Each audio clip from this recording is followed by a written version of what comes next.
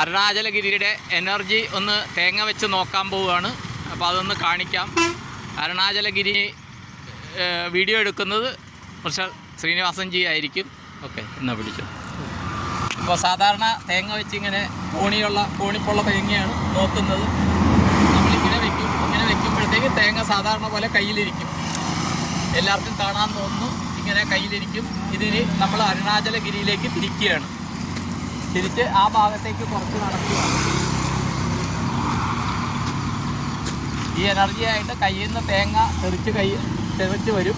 അതാണ് ഇത്രയ്ക്ക് ദൂരെ. എനിക്ക് തോന്നുന്നത് ഇവിടെ നിന്ന് എത്രയോ 10 കിലോമീറ്ററോളം ദൂരെയുള്ള സ്ഥലമാണ്.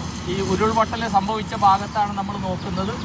കുറച്ച് മൂവ്മെൻറ്റ് നടത്തുമ്പോൾ തന്നെ തേങ്ങ കയ്യിൽ നിന്ന് പോവുകയാണ്. ഇത് എൻ്റെ ഒരു ബ്രഹ്മശ്രീ കൃഷ്ണപ്രാത്തിൽ തിരുമേനി പറഞ്ഞു തന്നൊരു വിദ്യയാണ്. ഇത്രയാണ് അരുണാചലഗിരിയുടെ ആ എനർജി. ഇതാണ്.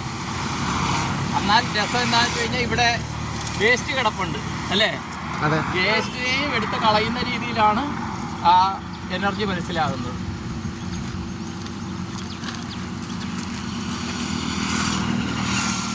ഈ രീതിയിൽ എനർജി മനസ്സിലാകുകയാണ്.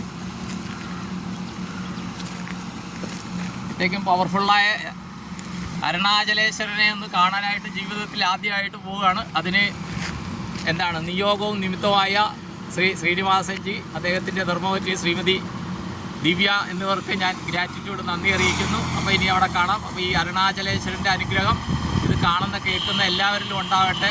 എല്ലാവരുടെയും ജീവിതത്തിൽ എല്ലാവിധ സൗഭാഗ്യങ്ങളും ഉണ്ടാകട്ടെ എന്ന് പ്രാർത്ഥിച്ചുകൊണ്ട് സങ്കല്പം ചെയ്തുകൊണ്ട് നിർത്തുന്നു. നന്ദി, നമസ്കാരം. All the best. Thank you. നിങ്ങളുടെ സ്വന്തം ശ്രീനിവാസപ്പൻ.